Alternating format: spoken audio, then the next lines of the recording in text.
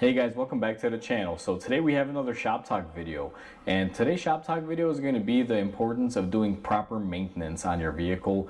And I'm going to show you an example of a thermostat that didn't have great maintenance over the years, and well, we'll see the end result of it. Now before we go ahead and begin, if you guys haven't subscribed to the channel, hit the subscribe button down below and definitely smash that like button because it helps the channel out. And with that said, let's go ahead and get started on today's video. So before we begin talking about this, I'm going to show you guys an example of what it looks like when you don't do proper maintenance on a vehicle. Now in front of me I have a thermostat. This came out of a older Dodge vehicle, and the customer had told me that they really only did one coolant flush on it, and it was many years ago, and haven't really touched it since. And this is the end result. Now I'm going to give you guys a nice little close-up here. You guys will see this thermostat is pretty much done for, and this is a replacement thermostat. Apparently the backstory was they replaced this thermostat at around 40,000 miles because it had failed, and ever since then the system was never opened up again. And you guys can tell just by all the rust and crud on here that this was not maintained properly. And what probably wound up happening to this vehicle, one, it is an older 90s vehicle. The coolants weren't that great in them to begin with. They were mixed with water, and sometimes coolant will break down over the course of years. Now one of two things happened to this vehicle, and either way it's going to be improper maintenance.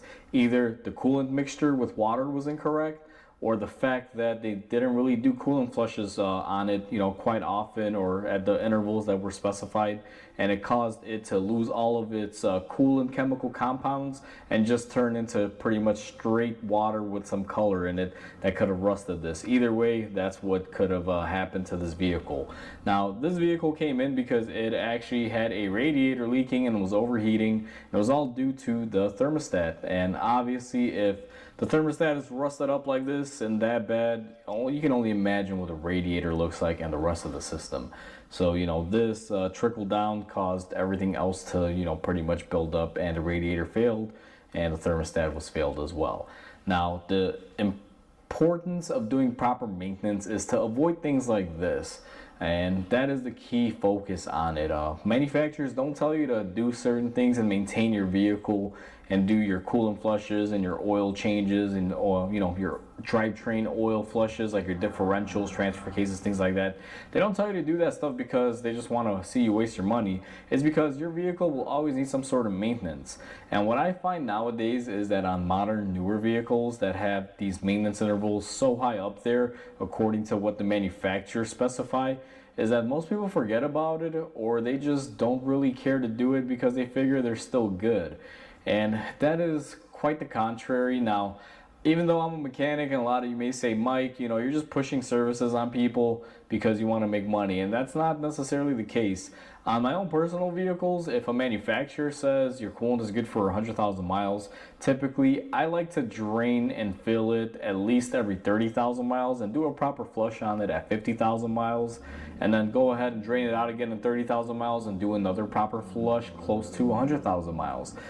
Within a 10-year span, my car will probably get 4 coolant services, 2 of them being major and 2 of them just being drain and fills. And there's quite a bit of theory behind this, but I'm going to explain my craziness behind that theory to you guys. So obviously the 2 coolant flushes, you're getting out all of that coolant, flushing it out and getting any sort of dirt and debris out of the system. And the drain and fills, why I believe you should be doing those in the middle of the intervals, is because over time coolant does lose its chemical compounds. And if, let's say, every couple years you were to drain it out, and obviously you're not getting all of it out, but you're able to replenish it with newer coolant, it helps energize that coolant and give it what it was starting to lack, and helps improve it so you can go a little bit longer. Now, back in the day, you were doing your intervals every 20 to 30,000 miles. So it's kind of a similar approach. Even though these chemicals are getting a little bit better and manufacturers are pushing these maintenances far up there, I really don't recommend that you follow them to a T. So maintenance is key, whether it's an oil change, differential fluid, transfer case fluid, brake flush, coolant flush, things of that nature, guys.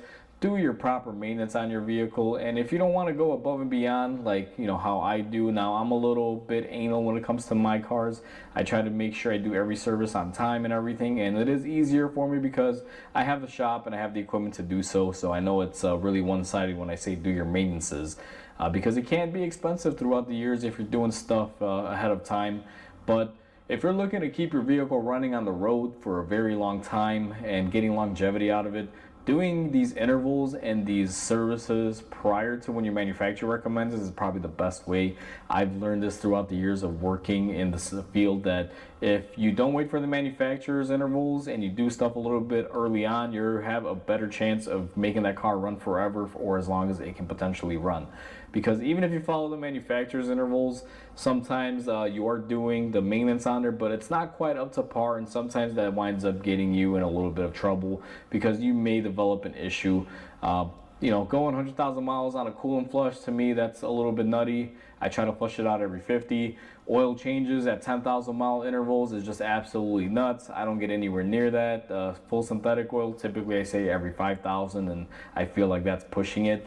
I've made a video on that that's out or will be out, so you guys can watch that whole debate unravel there. But either way, what you want to do is always change your fluids and do your maintenances on time.